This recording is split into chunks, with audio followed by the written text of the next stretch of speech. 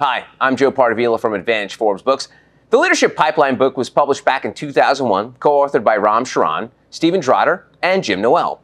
The book has sold more than 300,000 samples, and the Leadership Pipeline concept is today widely applied across industries and geographies.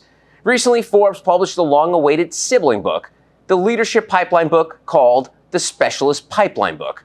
We've invited Kent Jonasen, author of the Specialist Pipeline book and CEO of Leadership Pipeline Institute, for a series of 5 short interviews where we'll take a closer look at the Specialist Pipeline concept. Kent, welcome to the show. Thank you for having me. So Kent, what is the Specialist Pipeline concept all about? Well, if I should boil it down for the purpose here, the Specialist Pipeline principles. It's a set of principles, first principles, that's going to help you map the key specialist roles you have within an organization. It's going to help you define what is the job that needs to get done in each of these roles. And then finally, but probably most important, it's going to help you define what are the required work values, time implication, and skills in order to be successful, operate successful in these roles as a specialist. All right, so specialist, the word it's kind of vague, but what is a good specialist? Like, how would you describe what a good specialist is? Yeah. You know, this is probably the best question you could ask. Good, thank you. But the reason is because it's the worst question you can ask. Oh, well, thank you again. Yeah. So, no, the thing is actually, this is the question we often hear when we're out in organizations. So is she a good specialist? Is he a good specialist? But you can't talk about specialists like that. Look at the people manager roles. You have frontline managers, middle managers, functional managers, business managers, enterprise CEOs. Everybody realizes these are fundamental different leadership roles. You can't just ask, is she a good leader? That's the same in the specialist arena. Is she a good leader? Is she a good specialist? You can't ask these questions. You have to differentiate and say, so how is he performing as a knowledge expert? Is she performing well as a knowledge leader? And so on. But if you don't get this language around your specialist, then you never get this pipeline where you can actually start making specialist careers. So it's one of the major challenges that companies have asking that questions. Okay. So good question. All right, and a bad question. All right, so let's circle back to you and what prepared you for this role to create this pipeline? Yeah, first of all, as many other people, I of course grew up as a specialist in my younger years.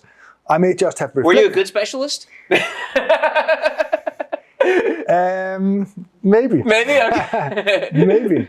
So I leave that to other people to assess, I think. But the thing is that maybe I just reflected more over, hey, what does it mean to be a specialist than other people who may just be doing their job.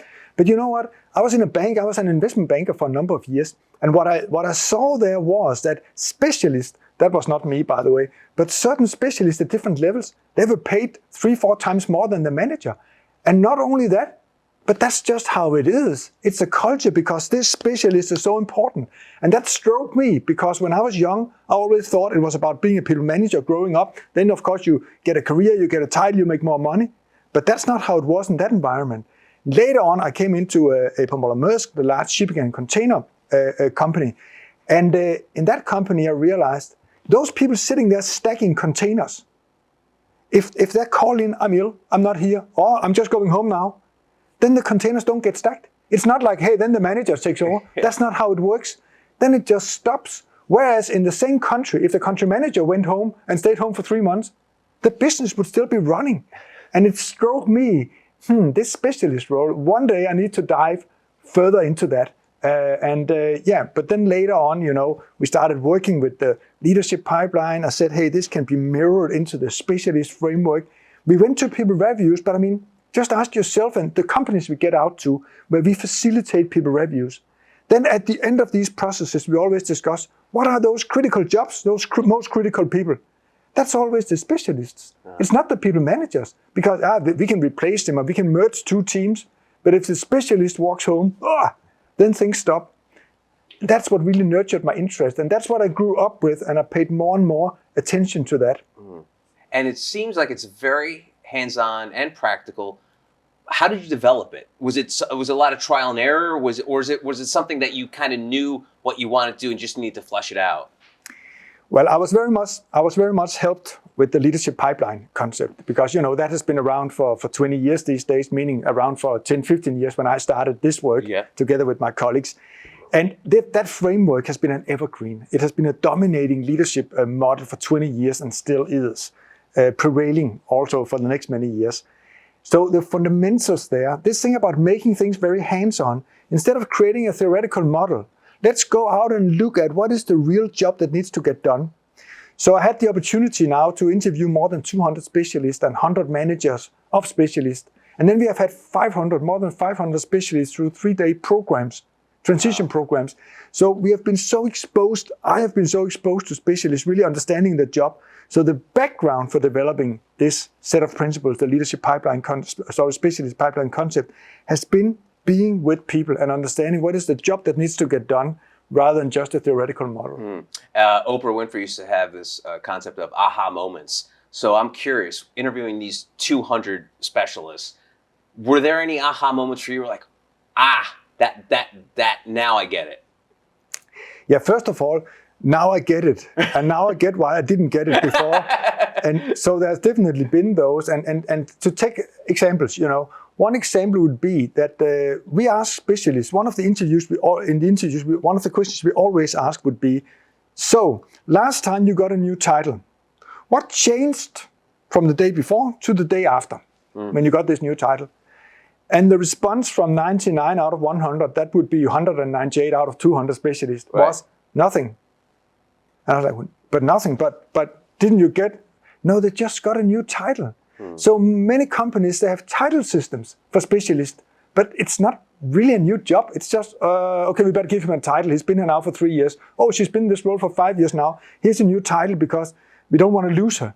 Wow. So that was one of us, why are you running a company like that? That was really my thinking in there. And the specialist, they may have not thought too much about it, but also when I asked the question, they go like, nothing changed. Another interesting thing is, another question we asked them all, so have you always been a specialist? And actually 1/3, maybe 1/2 of them, at least those we talked to, they had in the previous career also been people managers.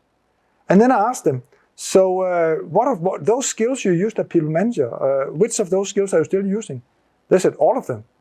Because they're still creating results through other people. They just don't lead them directly. And then we ask also, of course, then, but then what is different? Yeah, but now I don't have to do all this people management stuff. I don't have to discuss salary. I don't have to do recruitments, give feedback, and many of these core, you can say, human resource, people managerial things, they got rid of those and could focus on what they were good at, but still working through other people. And these were some of the things that really helped me form my opinion and perspective on what does it mean to be an effective specialist in the different roles. And during that study, I want to circle back to the title thing. Where does this title envy come from, where people think they can be placated by just adding an S in front of their VP title? Like, why do you think this happened? Because this is international. This is everywhere around the world. People do this. Like, we're not going to really give you any more money, but we're just going to put like a letter in front of your title. Yeah.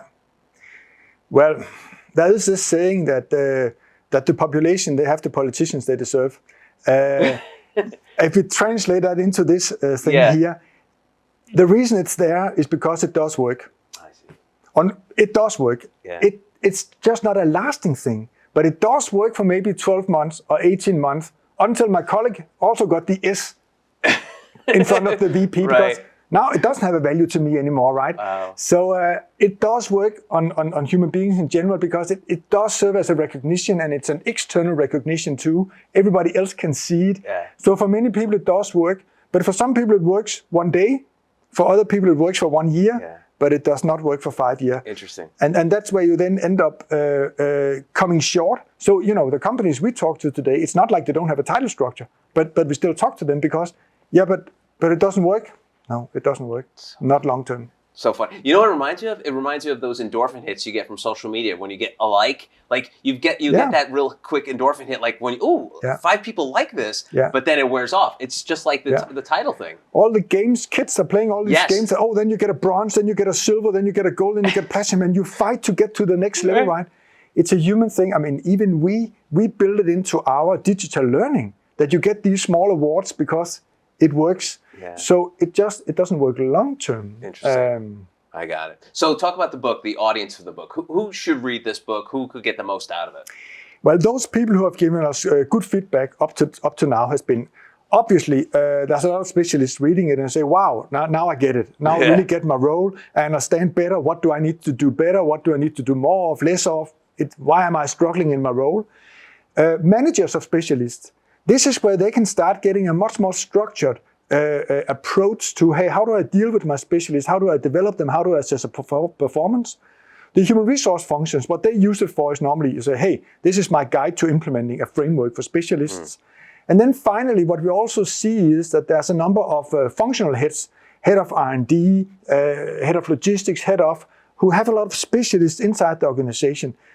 They study the book and say, hey, how can I use that within my function, even though the entire company may not work with the specialist pipeline concept. So these would be the 4 groups that would be the most obvious readers of the book. Awesome. His name is Kent Jonasen. He is the author of the Specialist Pipeline book. Kent, thank you very much for the time. Thank you for having me.